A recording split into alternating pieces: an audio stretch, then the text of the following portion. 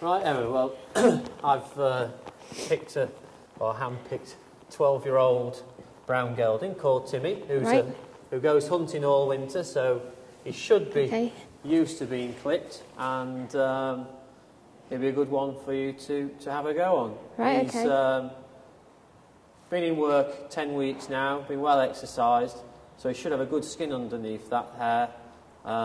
It's always important the day before that preparation helps the clippers go through the skin, and you can see he's got a good shine to his coat already, and he was worked yesterday, had a good sweat. Yep.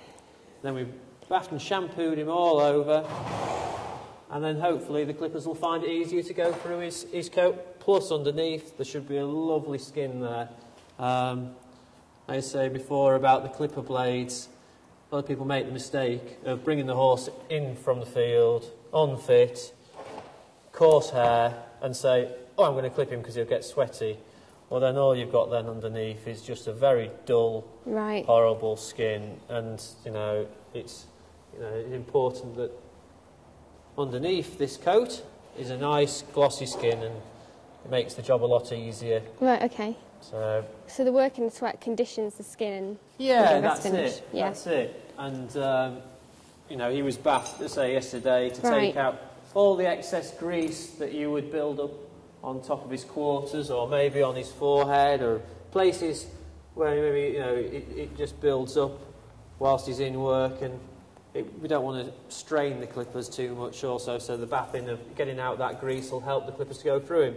Right. Also, whilst we're clipping, it's important, it's a chilly day, is that it's much easier to clip a horse if he's warm as well. So I usually just keep a rug thrown over his loins whilst we start on the shoulder and the neck, and then obviously when we go to the back end, move the rug forward, just keeping him warm whilst we're going about doing the job. I mean, there's all sorts of ways of preparing the horse for clipping. A lot of people would use products and things like that to help, maybe putting a bit of baby oil in the water the day before to try and heat them up and things like that. But pretty much if they're fit and they've been worked plenty, and as long as they're a bit well brushed, and if they've had a bath the day before or whatever, then underneath this should be a lovely glossy skin.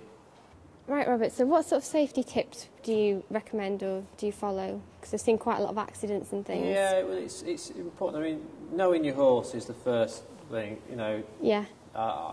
I'm experienced at it, and, this horse I know he's been used to being clipped, and I'll probably follow my instinct with him.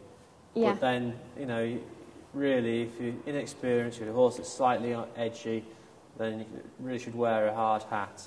Right. So it's no good thinking about it later. No. Be prepared and wear a hard hat. Or you can wear a back protector. I mean, some of those are so easy to wear and so thin. You can manage to work in them, and you can use those. But like I say, it's knowing your horse. But if you are aware of your horse being very edgy, then just be prepared. I mean, also, if you've got a horse that's very edgy, it's the first time it's ever been clipped. Yeah. Then, like I say, don't think about it later. Be prepared.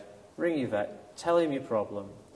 He'll meet you there at the time when you want to clip the horse and sedate him for you, so that the horse then learns to relax the clipping. Yeah. It's no good, having a terrible battle the first time. That could end up being a lifetime problem for that horse every time you start a pair of clippers. So it's just important just to know your horse and know where you're going to be at before you've turned the clippers on.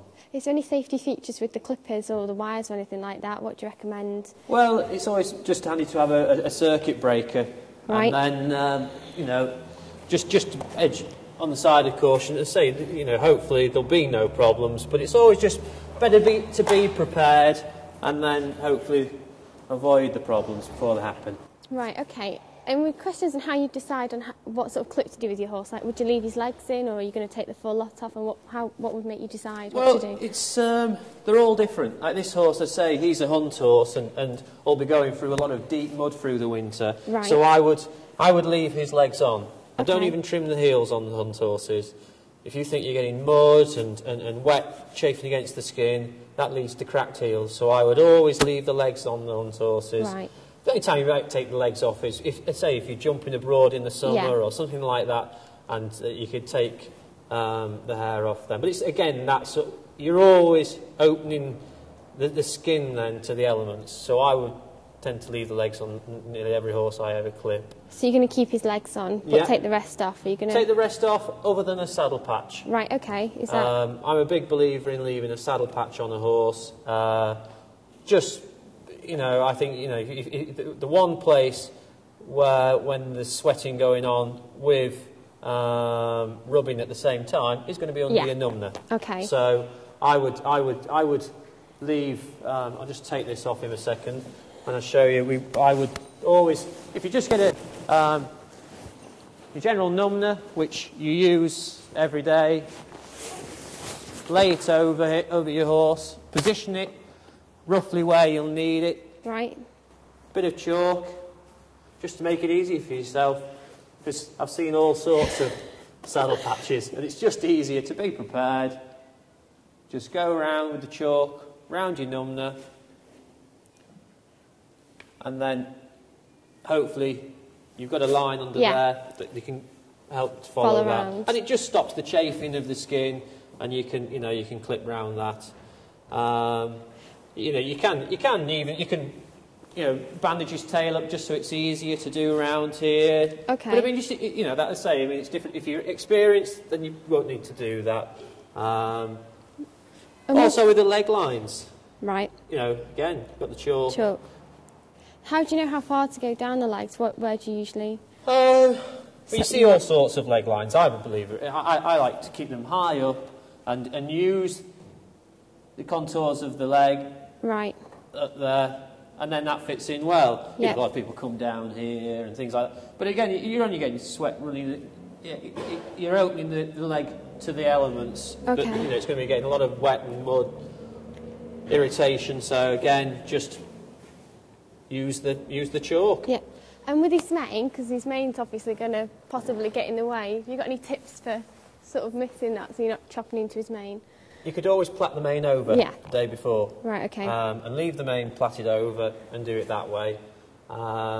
If you've got a mane that's pretty well trained, I mean, this horse usually is, you just damp it over before you start.